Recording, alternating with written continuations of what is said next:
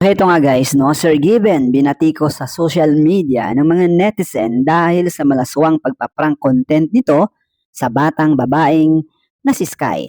Kilala natin si Sir Given, isa sa mga sikat sa Kapinpin Brothers at kadalasan ng content nito ay ang pagpapatawa at pranking. Ngunit kamakailan lamang nabulantang ang netizen na tila hindi na maganda ang prank na ginawa sa batang si Sky kung saan lagi itong makikita sa kanyang vlog either umiiyak, hindi kaya natatawa naman. Isang batang walang kamuwang-muwang na hindi na pala maganda sa mata ng mga netizen ang pinagagawa or ginagawa sa batang si Sky. Sa huling upload ni Sir Geben sa kanyang Facebook, binas ito ng todo-todo sa social media. Basahin natin ang ilan sa mga comments ng netizen. Anya, Sir Geben, hindi ko alam kung saang parte ng video mo na to ang nakakatawa. Ang baho ng humor mo para ilagay mo ang batang sa ganyang disposisyon na pwede siyang mabastos, lalo na ang lawak ng reach mo. Para paupuin nyo ang bata sa 6th chair, pinakita nyo pa sa video na umuga-uga siya habang nakaupo doon at i-post pa knowing sa sobrang daming pedo sa internet that would take the opportunity para gumawa ng masama using that video. Dagdag pa niya, teacher ka pa naman din pero para kang walang pinag-aralan. Natatawa kayo sa ganyan, lalo na yung nagbe-video, naririnig mo ba tawa mo? Ang sagwa ng humor nyo, tangina parang pang walang utak. Alam nyo, ginagawa nyo pag kasi mas balahura ang content, mas madaming views, di ba? Baka masabihan pa ng mahirap pasiyahin at OA. Tandaan nyo, responsibility nyong matatanda na ingatan ang mga bata. Exploitation na tong ginagawa mo na to. I-expose mo sa harm ang bata na kasama mo sa video para sa pera. Nakakadiri ka. By all means, you are free to post stupid content on the internet, but child exploitation is where we should draw the line.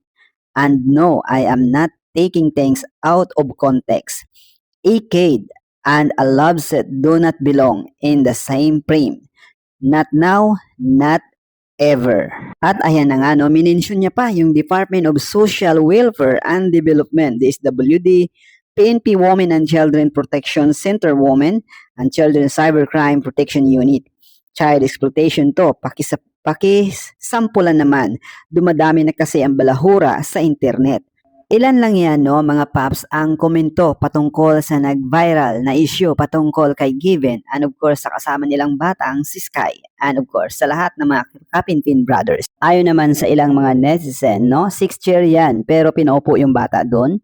Siguro sa iba ay parang okay lang pero sa akin ay hindi po talaga dapat paupuin yung bata sa ganyang upuan. Paano kung magtatanong yung bata kung para saan yung gamit na yan? So ano ang isasagot mo, di ba? Piliin po sana ang maging content po kahit po alam nating mas kumikita ang isang video kung malaswa naman ang content. Maraming pido po nanonood.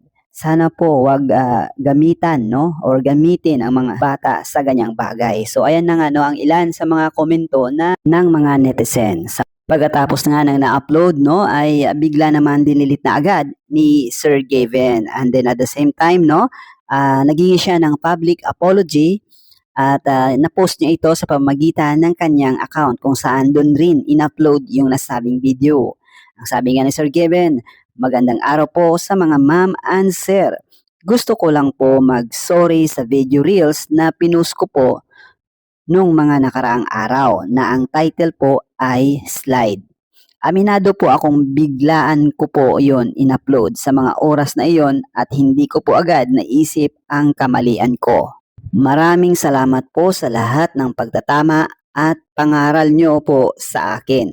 Lahat po ito ay magiging isang malaking aral po sa akin na babaonin ko po na tinatahak po naming landas. Muli po, patawad po at hindi na po mauulit. So ayun po yung kanyang kumbaga post public apology sa kanyang account. So ayun mga netizen, no, ano ang masasabi nyo? At habang yung iba galit na galit talaga no, parang kumbaga nagsusumbong talaga sila sa mga ahensya, lalong-lalo na kay Rendon Labrador at sa iba pang mga kumbaga nagagalit dahil parang ang dating is parang ginagamit daw yung bata para sa views. So please comment down below kung anong masasabi nyo. Laging tandaan, stay safe and God bless.